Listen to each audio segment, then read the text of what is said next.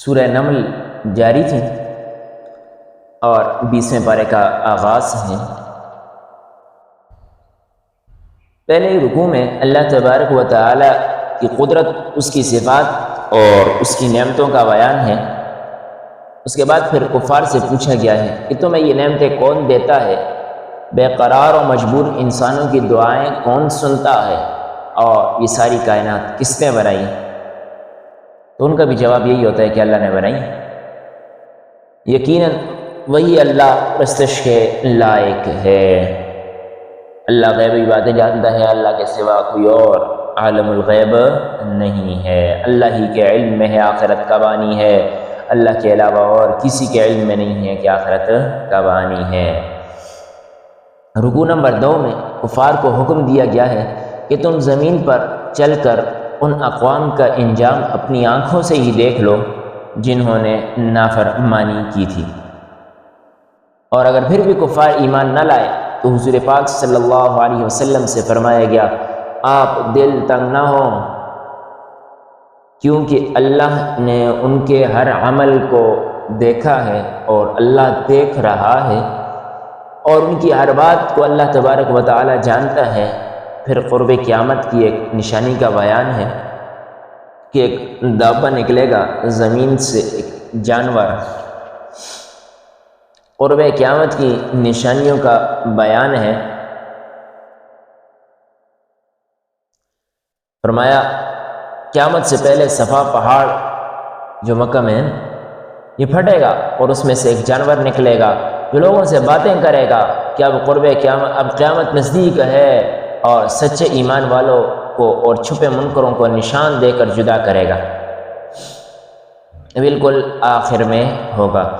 لہٰذا اس قسم کے خوارق کے عادات چیزوں پر کچھ تعجب نہیں کرنا چاہیے، کیوں؟ یہ اللہ تبارک و تعالی کی طرف سے ہیں، اور جب یہ آ گیا بس سمجھو کہ ماننے کا وقت چلا گیا ہے۔ اور یاد رکھیے گا کہ دابۃ الارض کے متعلق بہت سے رتب و یابس اقوال و روایات تفاسیر میں درج کی گئی ہیں، مگر معتبر روایات سے تقریباً اتنا ہی ثابت ہے کہ یہ صفا پہاڑ سے نکلے گا، مسلمانوں کو کافروں سے جدا کرے گا۔ لہٰذا قرآن کا مطلب سمجھنا ہے، قرآن کا مقصد سمجھنا ہے۔ زیادہ تفاسیر میں جا کے اصل مقصد جو قرآن کا سمجھنا ہے وہ اگر فوت ہو گیا تو پھر کوئی مقصد باقی نہیں رہے گا۔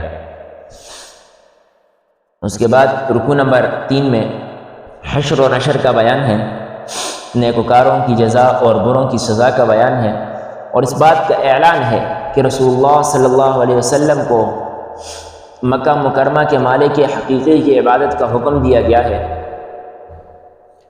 اب یاد رکھیے گا سورہ نمل مکی صورت ہے، اسی مناسبت سے مکہ والوں کو خطاب کیا گیا ہے بیچ میں، اور حضور کے واسطے سے تمام مسلمانوں کو بھی خطاب ہے، اور تلاوت قرآن کریم کا حکم دیا گیا ہے، اور فرمایا جو شخص ہدایت حاصل کرتا ہے وہ اپنے لیے ہی کرتا ہے، اللہ پر کوئی احسان نہیں کرتا، اور جو گمراہ ہوتا ہے تو اس کا وبال بھی اسی پر ہے۔ حضور علیہ السلام کا کام تو پیغام پہنچا دینا ہے، تبلیغ کر دینا ہے۔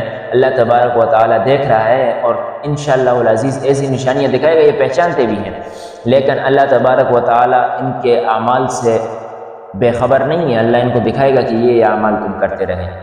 سورۃ القصص مکیہ، سورہ قصص مکی صورت ہے، اور 88 آیات بینات اور 9 رکوعات پر مشتمل ہیں۔ قصص کا معنی واقعے کا ہوتا ہے، چنانچہ صورت میں بھی موسیٰ و ہارون، فرعون اور قوم، اور سیدنا شعیب علیہ السلام کا تذکرہ ہے۔ پھر آخر میں دوبارہ سیدنا موسیٰ اور ہارون علیہ السلام کا تذکرہ ہے۔ پھر آخر میں قارون کا تذکرہ ہے۔ اسی وجہ سے کئی لوگوں کا تذکرہ ہے، اسی مناسبت سے سورت کا نام بھی قصص رکھا گیا ہے۔ ابتدا میں قرآن کریم کی تعریف کرنے کے بعد حضرت موسیٰ علیہ السلام کا قصہ بہت تفصیل کے ساتھ بیان کیا گیا، جو کہ طاسیم تلک آیات الکتاب المبین، قرآن کی تعریف اور صفات ہو گئی۔ نتلو علیک من نبأ موسیٰ و فرعون، یہاں سے لے کر رکوع نمبر 5، 6، 7، 8، ان تمام رکوعات میں سیدنا موسیٰ علیہ السلام کا تذکرہ ہے کہ کیسے گھر سے جدا ہوئے، کیسے پھر واپس آئے، پھر کیسے لڑائی ہوئی، قبطی کو مارا، اور پھر مصر سے نکل کر چلے گئے، پھر مدین جا کے آباد ہوئے، وہاں پہ پھر جا کے خدمت کی، بکریاں چرائیں سیدنا شعیب علیہ السلام کی، پھر واپس آئے گھر والوں کے ساتھ، تو دیکھا کہ راستے میں کہیں سے نور چمک رہا ہے، تو کہا جی میں جاتا ہوں، شاید کوئی چنگاری ہو تپش حاصل کر لیں گے، راستے میں روشنی ہو جائے گی۔ وہاں پہ جا کے دیکھا تو اللہ تبارک و تعالی کی تجلی پڑ رہی ہے۔ اس کے بعد پھر وہاں پہ معجزات عطا کیے گئے، ید بیضاء اور لاٹھی کا سانپ بن جانا، دونوں معجزات عطا کیے گئے۔ اس کے بعد پھر آگے جب موسیٰ علیہ السلام کو ان کے پاس تبلیغ کر کے آئے، اللہ تبارک و تعالی نے فرمایا کہ جاؤ، فرعون راستے سے بھٹک رہا ہے، اس کو جاؤ تبلیغ کرو۔ موسیٰ علیہ السلام نے کہا اے اللہ، پہلے آپ کو معلوم ہے ایک بندے کو پھڑکا چکا ہوں، یہ نہ ہو کہ وہ کہیں دربان مجھے ہی پکڑ کے قتل نہ کر دیں قصاص میں۔ لیکن بات یاد رکھیے گا کہ شریعت کی سزائیں اور حدودات وہاں پہ ہی لگتی ہیں جہاں پہ اسلامی حکومت ہو، اور اگر جہاں کفر کا نظام ہو، کفریہ نظام ہو، وہاں پر پھر حکمران ان کے ثوابدید پر ہے۔ اس کے بعد پھر فرمایا اے اللہ، ہارون علیہ السلام کو میرے ساتھ کر دوں، وہ تھوڑی سی باتوں میں بھی فصیح اللسان ہیں۔ اللہ نے یہ بھی سفارش قبول فرما دی۔ جب یہ گئے قوم میں تبلیغ کی، تو فرعون نے کہا وہی ہے جس نے ہمارے بندے کو مارا تھا۔ کہنے لگے یہ کیا ہو گیا، میں اپنے علاوہ کس کو معبود دیکھتے ہی نہیں ہوں، یہ کدھر سے موسیٰ آگے ٹپک کے جو باتیں کر رہے کہ وہ بھی معبود ہے۔ موسیٰ علیہ السلام نے کہا او انسان بن، طاقت کے نشے میں تو انسان سوچ، کس نے تجھے طاقت دی ہے، کس نے تجھے مملکت عطا کی ہے؟ پھر انہوں نے کہا یا حامان علی الطین، بڑا بدبخت آدمی تھا۔ فرمایا اے حامان، آگ دے میرے واسطے گارے کو، پھر بنا میرے واسطے صرحاً ایک محل، لعلی اطلع الی الہ موسیٰ، تاکہ میں جانب کے دیکھوں موسیٰ کے رب کو، وانی لاظنہ من الکاذبین، میرے سمجھ میں تو میں تو یہ سوچ رہا ہوں موسیٰ جھوٹا ہے۔ دوسری جگہ فرمایا میرے لیے سیڑھی تیار کر، آسمان تک لگا، تاکہ میں دیکھوں موسیٰ علیہ السلام کے رب کو۔ یہ محال ناممکنات چیزوں کی مثال دینے سے ناممکنات کو ثابت کرنا چاہ رہا تھا کہ جیسے زمین سے آسمان تک سیڑھی خارق عادت ہی ہو سکتی ہے، اور ہر وقت تو نہیں ہو سکتی، خارق عادت ہی ہے اتنی لمبی سیڑھی، تو اس طرح اللہ معبود بھی کوئی نہیں، میں ہی اکیلا معبود ہوں، فرعون کا یہ کہنا تھا۔ اس کے بعد پھر عذاب آیا، پھر غرقیاب ہوا۔ اس کے بعد پھر فرمایا جب بھی ان کے پاس کوئی کتاب آتی تھی، انبیاء کے پاس کوئی کتاب آتی، کہتے او یہ تو موسیٰ علیہ السلام کے دور میں تو کچھ اور نازل ہوتا رہا، یہ تو کچھ اور ہے۔ فرمایا یہ وہی ہے، تم سمجھنے کی کوشش تو ذرا کرو، اللہ تبارک و تعالی ظالم قوم کو، ظالم لوگوں کو ہدایت نہیں دیتا۔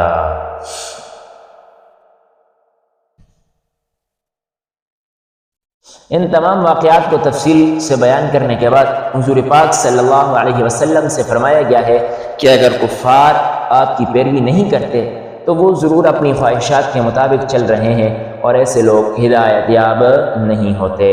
رکوع نمبر 9 میں ان اہل کتاب کا ذکر ہے جو پہلے اپنے پیغمبر پر ایمان رکھتے تھے، پھر حضور پاک صلی اللہ علیہ وسلم پر ایمان لائے۔ فرمایا ان کو دگنا اجر ملے گا، گھروں، مکانوں اور وطن کی محبت کی بنا پر اسلام سے دور رہنے والوں کو تنبیہ کی گئی ہے کہ کتنی آباد بستیاں تھیں، بطرت معیشتہ. یہ جو بڑے لوگ ہوتے ہیں نا، یہ ہمیشہ تکبر کرتے ہیں اپنی معیشت پر، اپنے معاملات پر، اپنے فرائض و آسانیوں پر. یہ نہیں دیکھتے کہ دی کس نے. اللہ نے تمام نعمتیں دی ہیں. فرمایا کتنی ہی بستیاں تھیں جن کے باشندوں نے سرکشی کی اور وہ تباہ ہو گئی. دنیا چند روزہ ہے، آخرت کا ثواب قائم رہنے والا ہے، اور آخرت کی ہی جستجو ہونی چاہیے. رکوع نمبر 10 میں فرمایا کیا وہ شخص جس سے اللہ نے انعام کا وعدہ کیا اور اسے انعام ملا اس شخص جیسا ہے جسے دنیا کی نعمت دی گئی لیکن جسے آخرت میں عذاب میں مبتلا کر دیا گیا؟ یقیناً نہیں ہے، فرق ہے دونوں میں. آخرت میں وہی سرخرو ہوں گے جنہوں نے توبہ کی، ایمان قبول کیا اور نیک اعمال کیے. لوگوں، اگر اللہ تم پر مستقل رات طاری کر دے تو کوئی ہے جو تم کو روشنی کی کرن بھی پہنچا دے، اور اگر مستقل دن طاری کر دے تو کوئی ہے جو تمہیں رات کا سکون پہنچا سکے؟ کوئی بھی نہیں ہے. اللہ کا نظام ہے، قدرت کا نظام ہے، کرشمہ قدرت ہے. دن بھی اپنے وقت پہ آ رہا ہے، رات بھی اپنے وقت پہ آ رہی ہے. کبھی یہ نہیں ہوا کہ رات تھوڑی سی لیٹ ہو گئی، کیوں کہ گریز ختم ہو گئی تھی اس وجہ سے. نہیں، یہ نظام خداوندی ہے. اس لیے تمام واقعات بیان کرنے کے بعد پھر رکوع نمبر 11 میں قوم موسیٰ کے ایک فرد قارون کا واقعہ بیان کیا جو بے حد دولت مند تھا. اسے لوگ کہتے تھے کہ تم زیادہ مال پر نہ اتراؤ اور آخرت کا خیال رکھو، فساد مت پھیلاؤ اور لوگوں پر احسان کرو. تو اس جواب میں غرور کا اظہار کرتا تھا، او یہ کیا، یہ اللہ نے دیا، اپنے کمائی اپنے علم سے مجھے سب کچھ ملا ہے. لہٰذا جو بھی شخص میں سے شروع ہوتا ہے اور میں پر اس کی ختم ہوتی ہے، آئی سے شروع ہوتا ہے نی پہ ختم ہوتا ہے، سمجھو وہ گیا کام سے، اور اسے گناہوں کی سزا کے طور پہ زمین میں دنسا دیا گیا، کیونکہ کافروں کے لیے کامیابی نہیں ہے. اس کے بعد رکوع نمبر 12 میں فرمایا آخرت کا اجر ان لوگوں کے لیے ہے جو دنیا میں فساد پیدا نہیں کرتے اور پرہیزگاری کے ساتھ دن گزارتے ہیں. وہاں نیکی کا بدلہ اس سے اچھا ملے گا اور برائی کی سزا اتنی ہی ملے گی. یہ بھی اللہ کا فضل ہے کہ نیکی کا بدلہ 10 گنا، 70 گنا، 700 گنا، اور 700 گنا بھی دنیا کے مطابق نہیں، اللہ کی شان کے مطابق. اللہ کی شان کے مطابق پھر سوچئے ذرا 700 گنا کتنا ہوگا. ایک گناہ اگر ہمیں مل جائے اللہ کی شان کے مطابق، دنیا کیا چیز ہے. آخرت میں یہ تمام حساب و کتاب ہوگا. اس کے بعد پھر فرمایا توحید کا اعلان ہے کہ وَلَا تَدْعُ مَعَ اللَّهِ إِلَٰهًا آخَرَ، اللہ کے سوا، اللہ کے علاوہ کوئی دوسرا حاکم کو مت پکارو، کوئی ہے ہی نہیں. فرمایا ہر چیز فنا ہو جائے گی، کل شیء ہالک الا وجہہ، ہر چیز فنا ہے، ہر چیز کو فنا ہے مگر اللہ تبارک و تعالی کی ذات کو فنا نہیں ہے. لہ الحکم، اسی کا حکم ہے، وَإِلَيْهِ تُرْجَعُونَ، اور اس کی طرف پھر کر جاؤ گے، یعنی اسی کی طرف تمہیں لوٹایا جائے گا. سورہ عنکبوت مکی صورت ہے، 69 آیات بینات اور 7 رکوعات پر مشتمل ہے. 20ویں پارے کے آخر میں عنکبوت کا تذکرہ ہے. کمثل العنکبوت آیت نمبر 41 میں اسی مناسبت سے سورت کا نام بھی عنکبوت رکھا گیا ہے. اس سورت کے شروع میں مسلمانوں سے کہا گیا ہے کہ تم یہ خیال مت کرو کہ ایمان لانے کے بعد تمہاری آزمائش نہیں ہوگی، بلکہ ہوگی. تم سے پہلے بھی ایمان والوں کی آزمائش ہوتی رہی تاکہ کھرا کھوٹا معلوم ہو جائے. فرمایا جو شخص محنت کرتا ہے اس کا فائدہ اسی کو ملے گا۔ نیکوکار مسلمانوں کی خطائیں دور کر دی جائیں گی اور انہیں اچھا بدلہ دیا جائے گا۔ پھر ایک اور حکم اور اس کے بارے میں فرمایا، اگر کسی مسلمان کے والدین اسے شرک پر مجبور کریں تو ان کی اطاعت نہیں کرنی چاہیے۔ اسی وجہ سے آپ صلی اللہ علیہ وسلم نے فرمایا لا طاعۃ لمخلوق فی معصیۃ الخالق، مخلوق کی اطاعت خالق کی نافرمانی میں کبھی بھی مت کرو۔ کوئی شخص آخرت میں دوسرے کے گناہوں کا بوجھ نہیں اٹھا سکے گا، یعنی اپنی نیکیاں ہی کام آئیں گی، یہ نہیں ہے کہ کسی اور کی نیکیاں کام آئیں گی، نیکیاں اپنی ہی کام آئیں گی۔ اور اگر کسی اور کے لیے راستہ کوئی تنگ کیا تو اس کا وبال بھی، اس کی سزا اس کو ملے گی۔ رکوع نمبر 14 میں سیدنا نوح اور ابراہیم علیہ السلام کا مختصر قصہ بیان کیا گیا ہے۔ ان تمام کا مقصد کیا؟ دونوں کو مشرکین کی طرف بھیجا گیا۔ مشرک قوم تھی، بت پرست تھے، ان کا فرمایا باطل معبود کسی کو کوئی فائدہ نہیں پہنچا سکتے، رسول کا کام تو صرف تبلیغ کرنا ہے۔ کفر کرنے والے اپنی عبادت اور جو بتوں کی پوجا کرتے ہیں تو کوئی فائدہ نہیں، ضائع کر رہے ہیں اپنی محنت کو اور یہ اپنے انجام کو خود پا لیں گے۔ رکوع نمبر 15 اور 16 دونوں میں واقعہ ایک ہی ہے۔ حضرت ابراہیم علیہ السلام اور سیدنا لوط علیہ السلام کا قصہ ہے۔ یہ پھر سے ذکر فرمایا، کیوں بار بار تکرار کیوں آتا واقعات کا؟ کہ لوگوں سمجھو پہلے والوں نے یہ روش اختیار کی، تباہ و برباد ہوئے، خبردار تم یہ روش مت اختیار کرنا۔ قوم لوط پر عذاب کا بیان ہے کہ سمجھانے کے باوجود بھی نہیں مانا، اللہ نے پتھر آسمان سے نازل کیے۔ پھر حضرت شعیب علیہ السلام کا ذکر ہے، قوم شعیب کا ذکر ہے۔ اس کے بعد پھر قوم عاد اور سمود کا ذکر ہے، قارون اور فرعون اور حامان کا ذکر ہے کہ ان کو ان کی گناہوں کی سزا ملی، کوئی ان میں سے غرق ہوا، کوئی زمین میں دسا دیا گیا، اور کسی پر اتنی چیخ کی آواز آئی کہ اس کے کلیجے پھٹ گئے، کسی پر تیز ہوا آئی، تیز و تند ہوائیں آئیں تو تباہ و برباد ہو گئے۔ فرمایا اللہ کسی پر ظلم نہیں کرتا، سب ان کے اپنے کیے کی سزا ہے کہ یہ کیوں پیغمبر کے مقابلے میں آ گئے۔ پہلے انبیاء آتے تھے،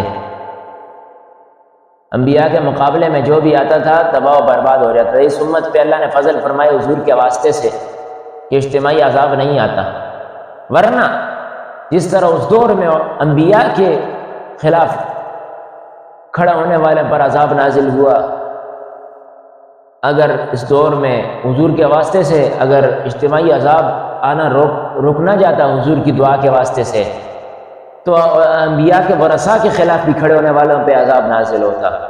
اس لیے قرآن و حدیث کو ہمیں سمجھنا چاہیے۔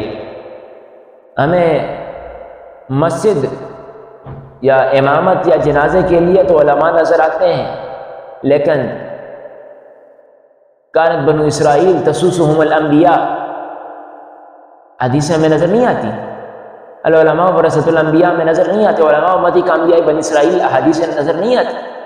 سیاست تو ہے ہی اسلام کا شعبہ، کیسے آپ دور کر سکتے ہیں؟ اسلام سے کیسے جدا کر سکتے ہیں؟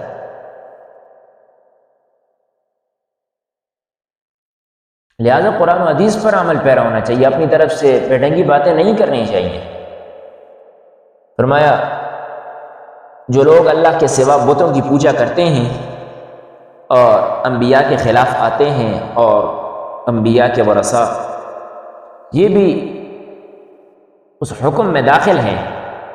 انبیاء کے ذکر کر کے انبیاء کے ورثاء کا بھی ذکر ہے اسی ضمن میں، جس طرح عالم ارواح میں تمام انبیاء سے وعدہ لیا گیا تھا، یہ بھی ایک وعدہ تمام روحوں سے لیا گیا تھا، ایک تمام انبیاء سے لیا گیا تھا کہ حضور پاک تشریف لائیں تو ان پر ایمان لانا ہے اور ان کی تصدیق کرنی ہے۔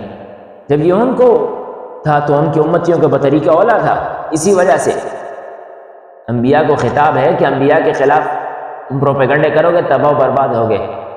سمجھنا چاہیے انبیاء کے ورثاء کے خلاف بھی اگر پروپیگنڈے کرو گے تو تباہ و برباد ہوگے۔ فرمایا جو لوگ اللہ کے سوا بتوں کی پوجا کرتے ہیں ان کی مثال مکڑی کی سی ہے، سب سے کمزور اور بھودا گھر مکڑی کا ہوتا ہے۔ انبیاء اکرام کے واقعات اور یہ مثالیں لوگوں کو سمجھانے کے لیے بیان کی جاتی ہیں، ان پر غور کرنا چاہیے اور کائنات کی تخلیق پر غور کرنا چاہیے۔